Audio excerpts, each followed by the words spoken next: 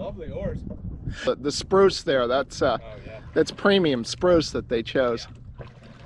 Oh, there you go. Yeah, she's beautiful. It's unreal they can make an 8-foot boat actually row. Yeah. Well, yeah, they row better than those RIBs, that's for sure. Yeah.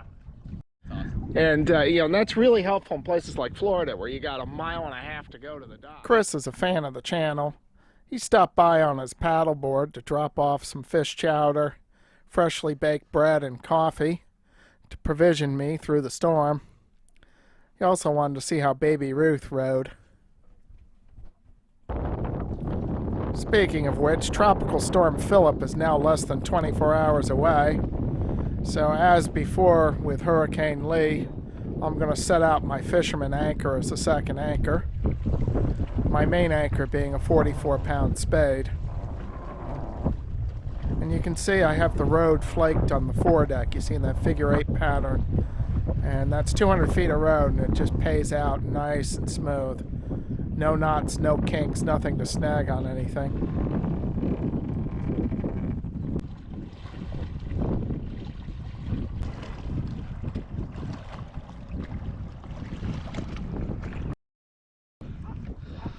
Now back on deck, take up the slack, and give it a few yanks there. It feels like it bit, so I'll cleat it down.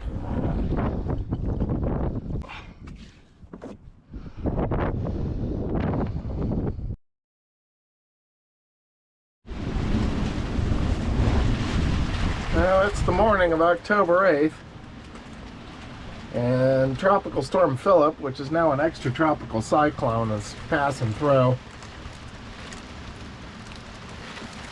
I'll go check the weather models, but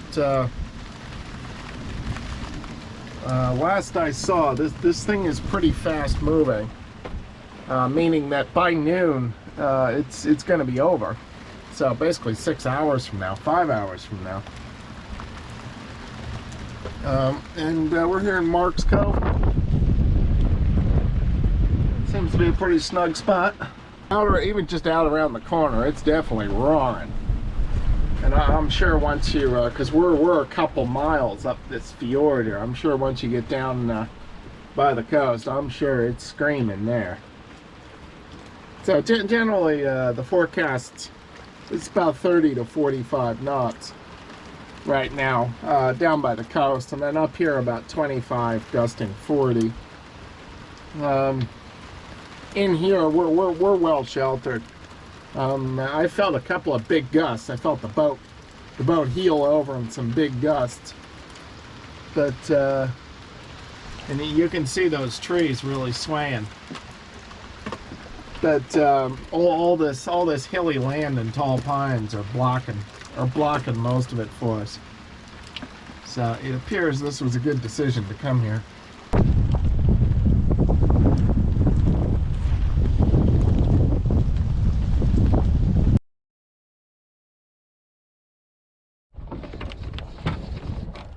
And then brilliant sunshine and fair weather returns.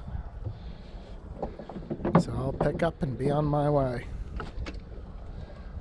Look at her just turn on her heel. Looks like she wants to jive.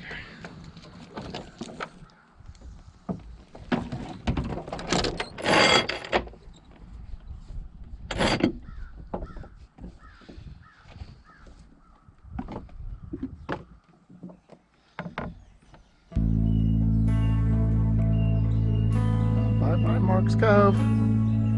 A lovely spot, and you sheltered me well from Philip.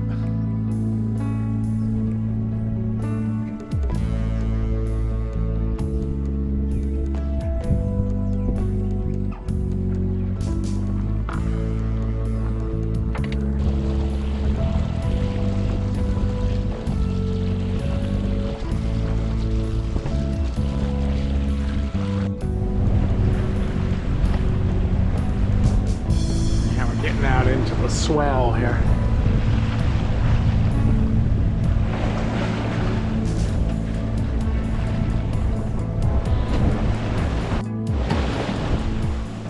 Although if you can hear my voice, it's still trembling.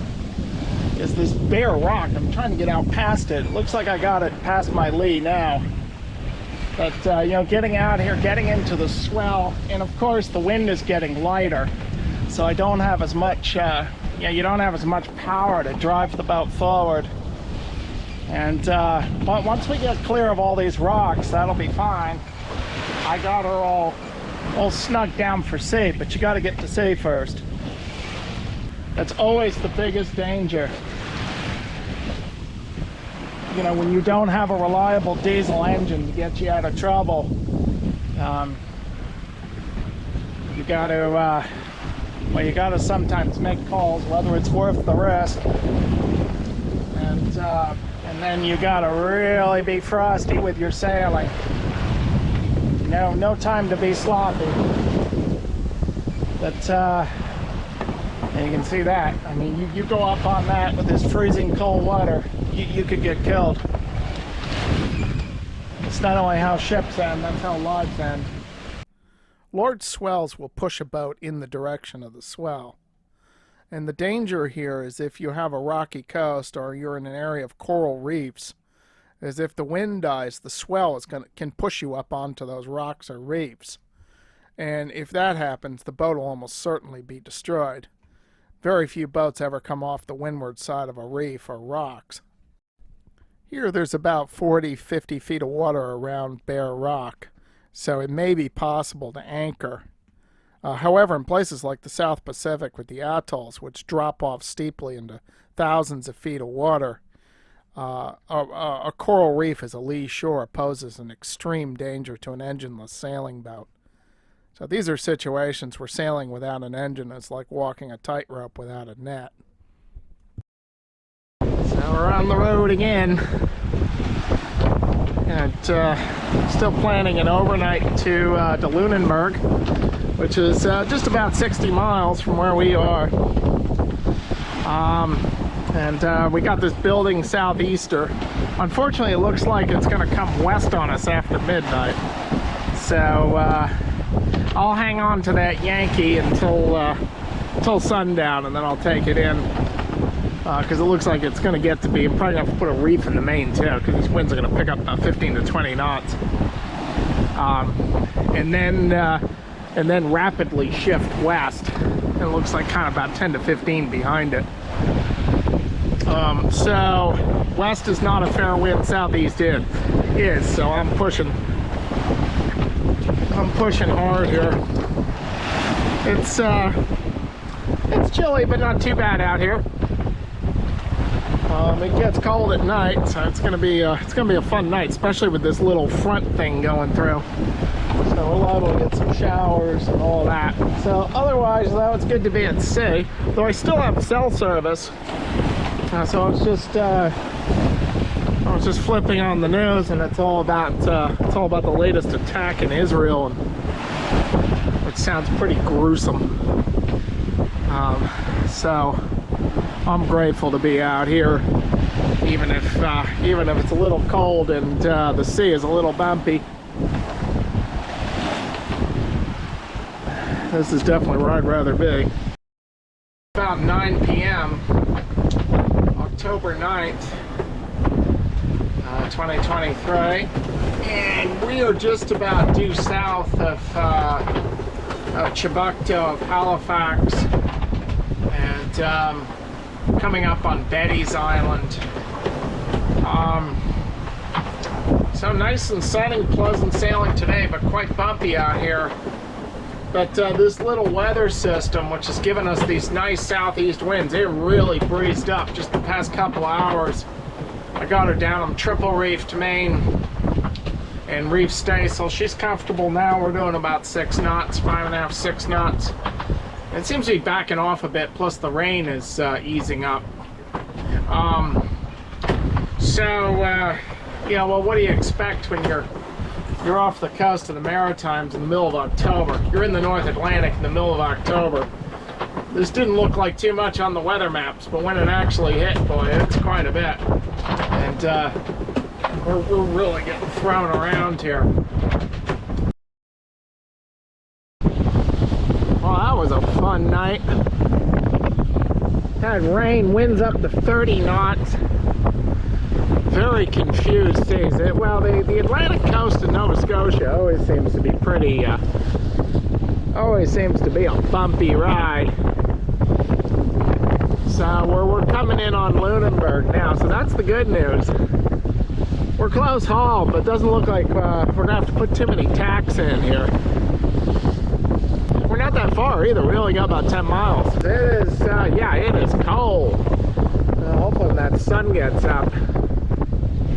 And as we close the shore, the wind will probably ease up too. So it'll get a little warmer for us.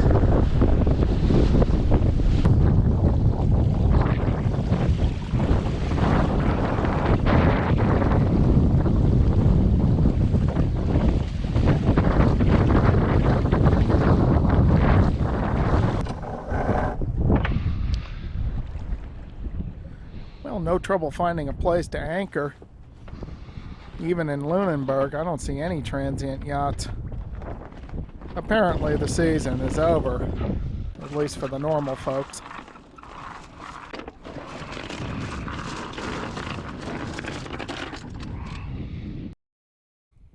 Consider supporting this channel by becoming a patron. As a patron, you will be able to view my videos free of ads. You will also be able to leave comments, ask questions, and message me directly. You can become a patron for as little as $5 a month.